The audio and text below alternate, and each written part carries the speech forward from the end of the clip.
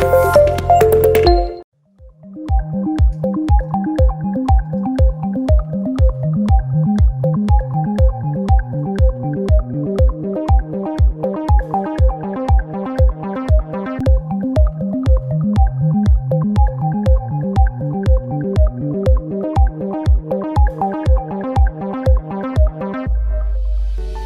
सभी ने ईंट पत्थरों से घरों और इमारतों को बनते देखा है, लेकिन क्या आप कल्पना कर सकते हैं कि लगभग 1200 साल पहले एक विशाल पहाड़ को, जो कि सिर्फ सिंगल स्टोन वाला पहाड़ था, उसे एक उत्कृष्ट, विशाल और अद्भुत मंदिर का स्वरूप दे दिया गया।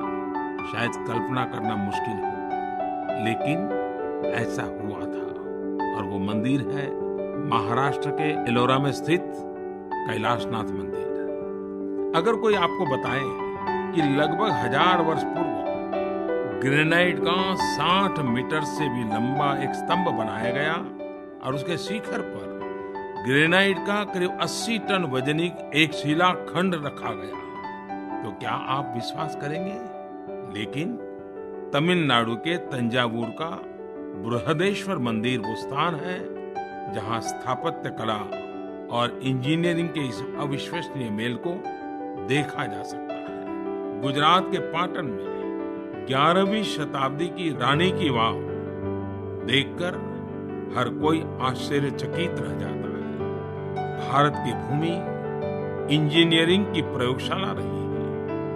भारत में कई ऐसे इंजीनियर हुए जिन्होंने अकल्पनीय को कल्पनीय बनाया और इंजीनियरिंग की दुनिया में चमत्कार कहे जाने वाले उदाहरण प्रस्तुत किए। महान इंजीनियर्स की हमारी विरासत में एक ऐसा रत्न भी हमें मिला जिसके कार्य आज भी लोगों को अचंभित कर रहे हैं, और वे थे भारत रत्न डॉक्टर एम विश्वेश्वरैया। कावेरी नदी पर उनके बनाए कृष्णराज सागर बांध से आज भी लाखों की संख्या में किसान और जन सामान्य लाभान्वित हो रहे हैं। देश के उस हिस्से में तो वो पूजनीय है ही, बाकी पूरा देश भी उन्हें बहुत ही सम्मान और आत्मीयता के साथ याद करता है। उन्हीं की याद में 15 सितंबर को इंजीनियर्स डे के रूप में मनाया जाता है। उनके पद चिन्हों पर चलते हुए हमारे देश के इंजीनियर पूरे विश्व में अपनी अलग पहचान बना चुके हैं।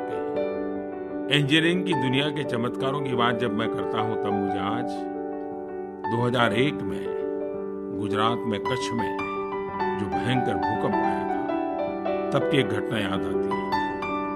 उस समय मैं एक वॉलंटियर के रूप में वहां काम करता था, तो मुझे एक गांव में जाने का मौका मिला और वहां मुझे 100 साल से भी अधिक आयु की एक माँ से मिलने का मौका मिला।